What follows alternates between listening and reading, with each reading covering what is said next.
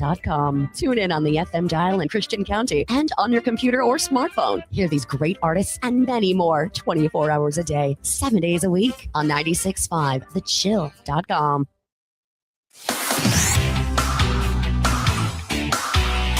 WTIM.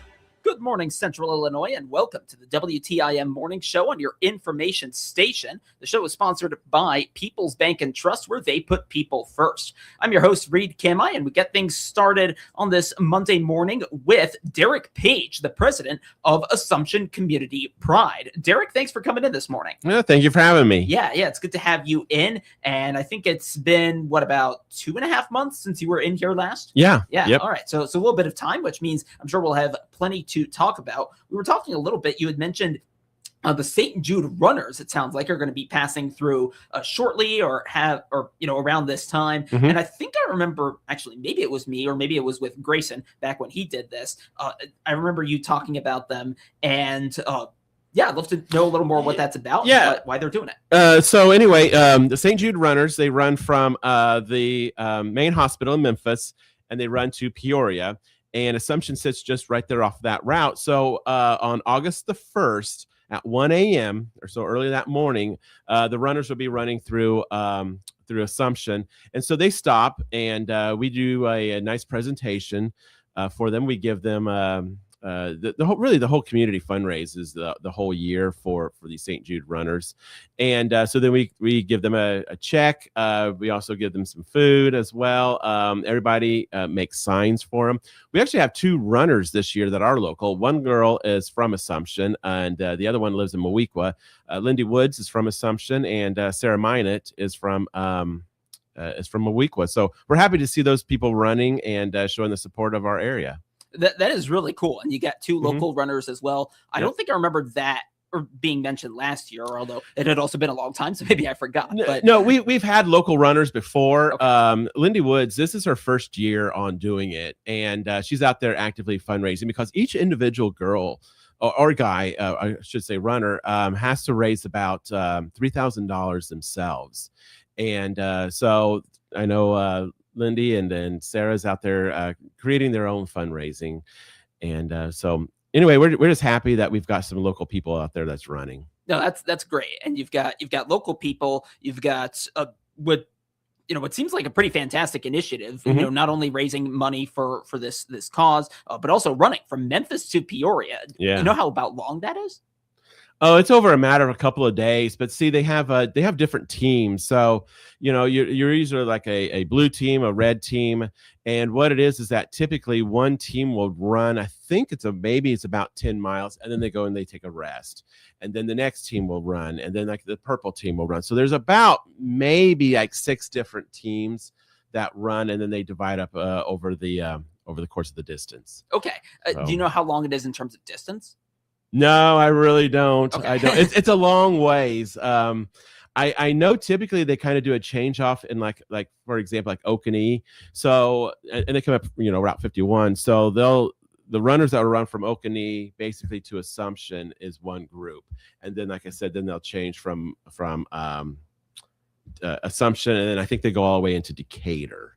Okay. So, all right. So no, that's still a fantastic thing going on. So Yeah. we're going to run through August 1st and like what part of Assumption, like, is it going to be, through a park? It's at, so the runners pull into Burton's, which is right off of Business 51, right across the street from Dollar General. We actually meet at the John and Julie Holdhouses at their home, and it's where we welcome the runners at 1 a.m. 1 a.m. Okay, Yes. so you gotta stay up a little bit. You do. August 1st. I'm just having a look at our calendar. That is Saturday. Okay, so you got a weekend if you get weekends off to do that, and then you get to see the runners. So that sounds really cool. So Yeah. you've got the runners. You had mentioned, we were talking a little bit earlier, you had some fundraisers going on. It sounds like at least a subset of these are from this initiative, from the runners. Tell our listeners about that and how they can get involved. Yeah, so Assumption Community Pride, like I said, is a strong supporter of the St. Jude Runners, and so we got a fundraiser actually coming up on this Friday. It's at 19:05, and it's a trivia. So you can get your team, 6 people per team. So it's just $60. And it'll begin at 6:30 there at 1905. And then Rourke's Pork will be serving barbecue sandwiches, and it's basically just a donation. So there's no set prices, whatever you feel is necessary to donate. And all the proceeds from this event coming up on this Friday for the trivia fundraiser will go directly to the St. Jude runners. Okay, so the trivia and the pork thing. So that's all this Friday. All this Friday. And then we also have another one coming up. We have a puzzle competition. Now, this is something that's a little bit different. We've done puzzle competitions in the past, but it's been like really more so in the early spring. And this is on July 26th, and it's to be at the Knotty Pine Bar. And basically get your team together, 4 people, $50, and there'll be a taco bar. And so if you just got to put together a 300-piece puzzle. Of course, there'll be prizes for if you're the quickest team. And either way, it's a great time to always see that, putting in the puzzles together. This time what makes it a little bit fun is since it's going to be at the Knotty Pine Bar, you're going to be drinking and having a lot of fun. Like I said, you got a taco bar. Before, we've always let people just bring snacks. So like I said, we just kind of thought, be creative, think outside the box, and try to come up with some new ways to put a puzzle together on the 26th on a Sunday. All right. So puzzle competition. So you've got that. You had the Rourke's Pork. Is that what it's called? Yeah, Rourke's Pork. He's out of Moweaqua. Okay. Yep. Rourke's Pork, the trivia, and that's all going towards the St. Jude Runners initiative. Okay. That is great. So a lot of fundraising. What did it take to put like all 3 of those together and kind of loop it in together and just make it all happen? Well, we always try to plan on the about early spring, maybe about March to April. We kind of start planning this because we kind of need to know like the date, like what St. Jude's, like when the runners are actually going to be coming, because sometimes that does change. So once we kind of have that narrowed down, then we kind of like, okay, this is what we need to do. This is what we're kind of thinking in the way of fundraising, because the community itself does a lot of fundraising. I mean, we got a group that's kind of its own subset, the Blade Runners. It's to where basically you just hop into your lawnmower and drive from place to place, and they end up doing like a large auction at the end of their event, and they raise money for St. Jude's. So we people just fundraise all the time. I also know, I think at the Knotty Pine, at the end of at their gaming console, you can put your loose change in, and that money goes to St. Jude. So really the whole community just kind of fundraises for the whole year. And what makes it kind of really special is the fact that we got local runners in it. And we've had local runners in it for as long as I can remember, at least the last 10 years on it. So it just makes it a little close to the heart when you see that. And I would imagine in, small communities like Assumption and Moweaqua, that, if you have that local participation, people probably know about it pretty well. And they do. Yeah, exactly. And like I said, we've held fundraisers for baked goods, up in Moweaqua for them. It's just a great camaraderie, and too, it's something unique, even though it's early in the morning. It's just the fact that all these runners and all these people know, these runners know about Assumption. I mean, they south of Oconee on 51. I mean, they put up a sign that I think it says 20 miles to cinnamon rolls, because we end up feeding the runners, and they like that as well. So 20 miles to cinnamon rolls. I feel like that would get me to run. Yeah, exactly. even 20 miles. That would get me going. I only run unless I'm being chased. Oh yeah, that too. Derek Page, president of Assumption Community Pride. Let's take a break here, and then when we come back, we'll talk about the farmers markets that have been going on, organized by that Assumption Community Pride has been involved in, and plenty else on the other side of this break, and that'll be right here on the WTIM Morning Show on your information station. Your information station, WTIM. Got driveway problems? Is grass creeping into your rocks and rocks ending up in your grass? Tired of fighting it year-round? Call Cousin Bill. We stop loose rocks for good, so your driveway stays neat, clean, and low maintenance. No more mess, no more hassle, just results that last. Call 217-788-7777 for your free estimate today, or visit ILPaving.com. Hi, this is Julie Sanchez with People's Bank and Trust. Hola, mi nombre es Julie Sanchez con People's Bank and Trust, and I am here to share information about our Save by Spending program. Save by Spending, round up, where we round your debit card purchase to the next dollar and put that change in your savings account. Also, our Save by Spending rewards program. You can earn cash back on all qualifying signature-based debit card purchases. Call 888-PBT-1954 and learn more about Save by Spending programs. At People's Bank and Trust, we put you and your savings first. People's Bank and Trust, member FDIC, equal housing lender. Of the 2024 construction projects by Christian County businesses, those businesses saved an estimated $370,000 in sales tax by utilizing the county's enterprise zone. Through the efforts of the Christian County Economic Development Corporation over the past 20 plus years to establish and grow the county's enterprise zone, new and existing businesses in the county can save significantly in sales taxes. Find out how they can help your business by clicking their icon at TaylorvilleDailyNews.com. The Christian County Economic Development Corporation is moving Christian County forward. Your locally owned Scooters Coffee at routes 29 and 104 in Taylorville are proud to be the exclusive sponsor of the WTIM Tornado Give Back promotion. Scooters Coffee will donate the following to the Taylorville Sports Boosters. For each Tornado varsity football touchdown, they're donating $10. For each three-point shot in varsity Tornado boys and girls basketball games, they're donating $3. And $5 for each home run scored by varsity baseball and softball team. The 22 local Scooters Coffee Taylorville, thank you for your business. Amazing people, amazing drinks, amazingly fast. The best memories don't start far from home. They start with pieces that fill it.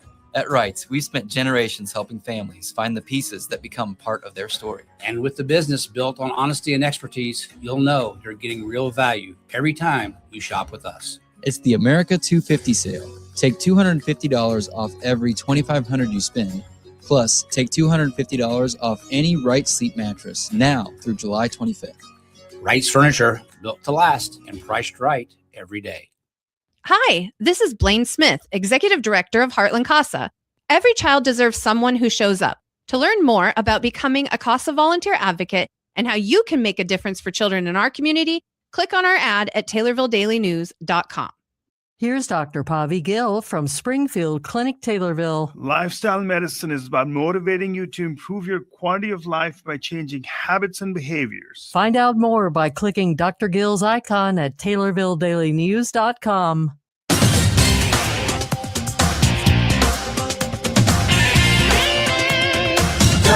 WTIM. We're back on the WTIM morning show on your information station, and it's sponsored by People's Bank and Trust, where they put people first. I'm your host, Reed Kamai, and I continue my conversation with Derek Page, the president of Assumption Community Pride. I want to turn our attention now to the farmers markets that you folks have going on every couple of weeks from Assumption Community Pride, and I think you're about halfway through the farmers market season, is it? Yes, basically we are. It goes quick.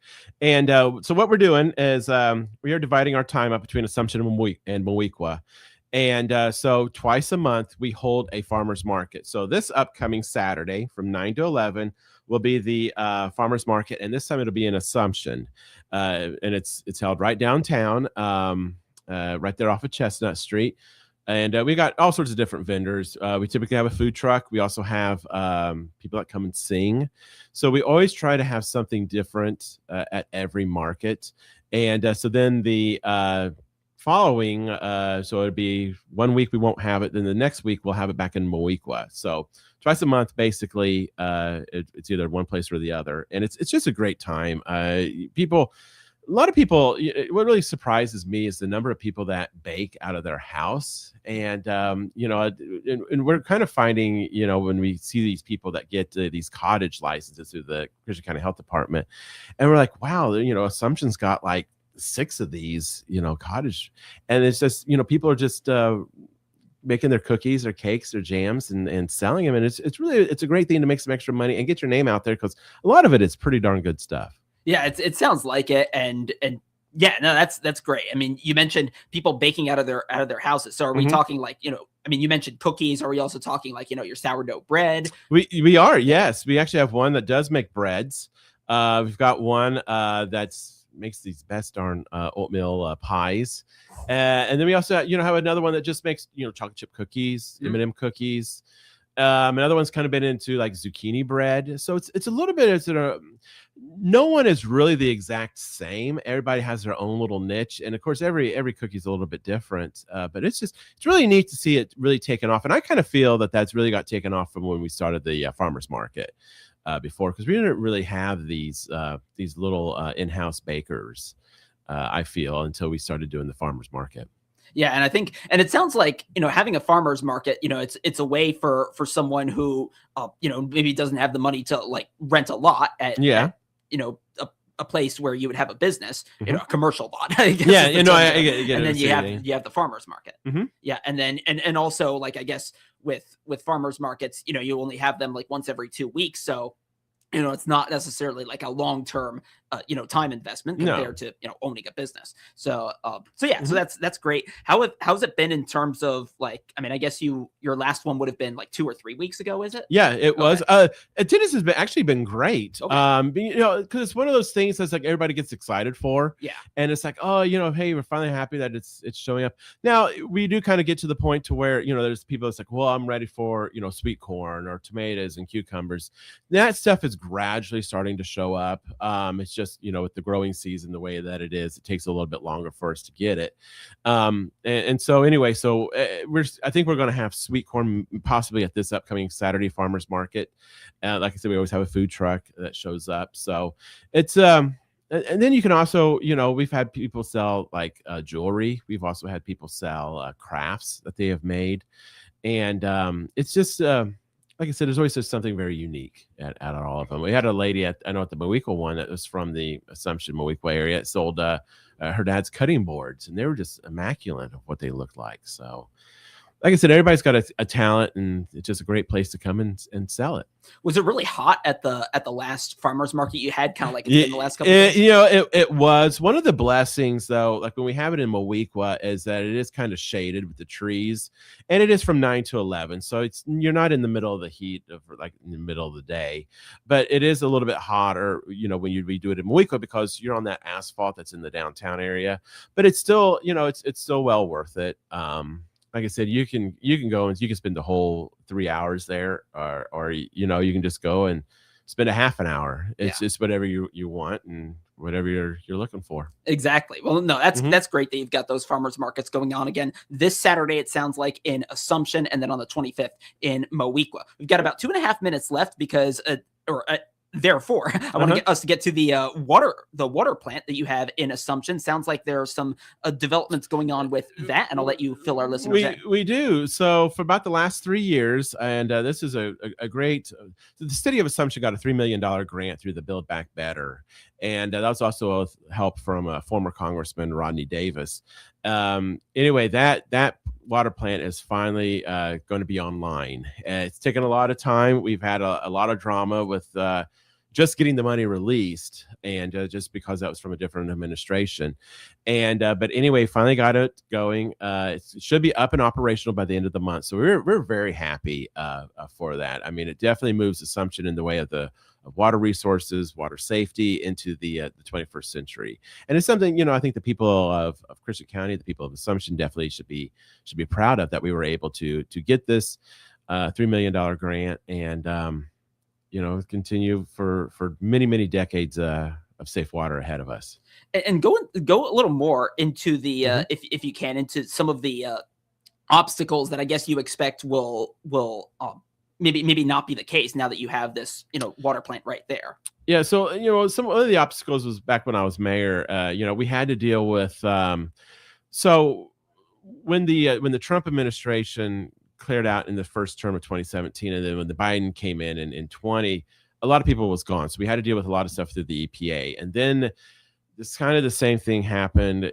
You got to fill these people, all these obligations was made. And then it was in, of course, after you're dealing with COVID and stuff, the remnants from that, getting the grant and everything secured, even though it was in paper, the wheels of government just moved very, very slow. And then we also had to deal with an EPA loan because it cost upwards of $6 million to build it. So we had to get an EPA loan to help cover the rest of it. Yeah. So, getting that taken care of. It's just the wheels of government, whether you're the federal government, state government, local government, moves at a very small pace. Yeah. And so anyway, getting that taken care of.